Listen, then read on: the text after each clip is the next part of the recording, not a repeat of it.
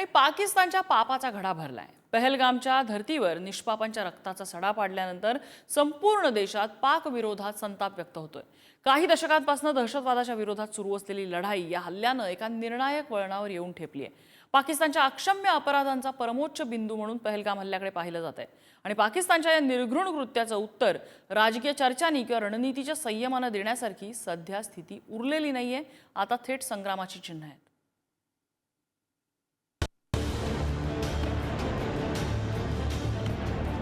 पहलगाम हल्ल्यात 26 निष्पाप पर्यटकांची हत्या झाल्यानंतर देशात संतापाची लाट उसळली। हा भ्याड हल्ला करणारे दहशतवादी आणि त्यांच्या पाठीशी उभ्या असलेल्या पाकिस्तानला जन्माची अद्दल घडली पाहिजे असा संतप्त सूर देशभरातून व्यक्त होतोय। संपूर्ण जगातून या हल्ल्याचा निषेध करण्यात आलाय। दहशतवादाविरोधातील भारताच्या लढाईला मोठं बळ मिळताना दिसतंय। या सगळ्यात न्यायाची मागणी करत महाशक्तीच्या रूपात केंद्र सरकारकडून हालचाली सुरू आहेत। गेल्या काही काळातील पाकिस्तानच्या अक्षम्य चुकांमध्ये पहलगाम हल्ल्यानं परमोच्च बिंदू गाठलाय। आता पाकिस्तानला शिक्षा देण्याची, दहशतवाद्यांच्या नांग्या ठेचण्याची वेळ येऊन ठेपली आहे। भारतात हल्ला करणाऱ्या वॉन्टेड दहशतवाद्यांना पाकिस्तानच्या भूमीवर आश्रय। पाकिस्तानी सैन्य आणि दहशतवाद्यांचं साटलोटं। पाकिस्तानी सैन्य प्रमुख ISIची दहशतवाद्यांना फूस। पाकव्याप्त काश्मीर दहशतवाद्यांचा अड्डा। POKच्या जमिनीचा वापर दहशतवादी घडवण्यासाठी भारतात सातत्यानं घुसखोरी। पाकिस्तानात हिंदू आणि शिखांवर होत असलेले अत्याचार, ऐतिहासिक मंदिरं आणि गुरुद्वारांवर हल्ले।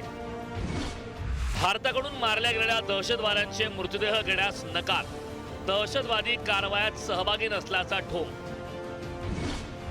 बलुचिस्तानात पाककडून होत असलेला अत्याचार आणि अन्याय।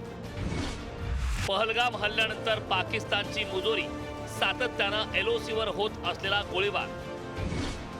पाकिस्तानी नेत्यांची आक्रमक वक्तव्य, अणुबॉम्ब हल्ल्याच्या पोकळ धमक्या। आता या अक्षम्य चुकांवर जालीम उपाय करण्याची वेळ येऊन ठेपली आहे।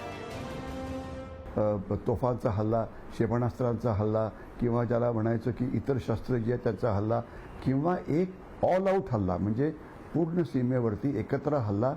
देवीचा पण वापर करायचा, एअरफोर्सचा पण वापर करायचा, सैन्याचा पण वापर करायचा, सर्वसमावेशक हल्ला।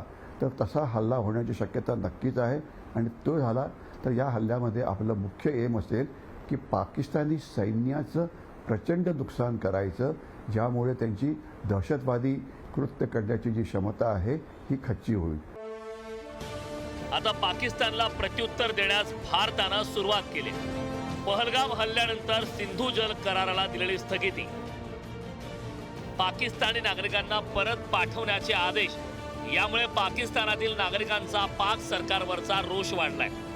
आयात निर्यातीवर बंदी घालण्याच्या निर्णयानं पाकिस्तानच्या आर्थिक नाड्या आवळण्याची सुरुवात केली। पाकिस्तानला एकटं पाडण्याचे प्रयत्नही होताना दिसत आहेत। पहलगाम हल्ल्यानंतर अनेक महासत्तांनी भारताला पाठिंबा जाहीर केलाय। येत्या काही दिवसात पाकव्याप्त काश्मीरमधील दहशतवाद्यांचे तळ उद्ध्वस्त करण्यासारखे उपायही होण्याची शक्यता व्यक्त होते।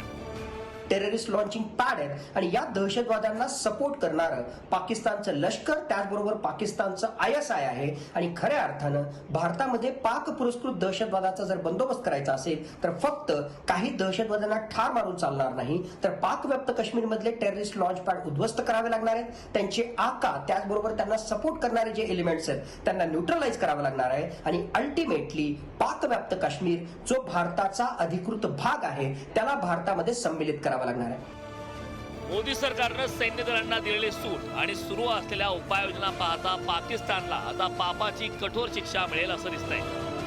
ब्युरो रिपोर्ट, पुढारी न्यूज, नवी दिल्ली।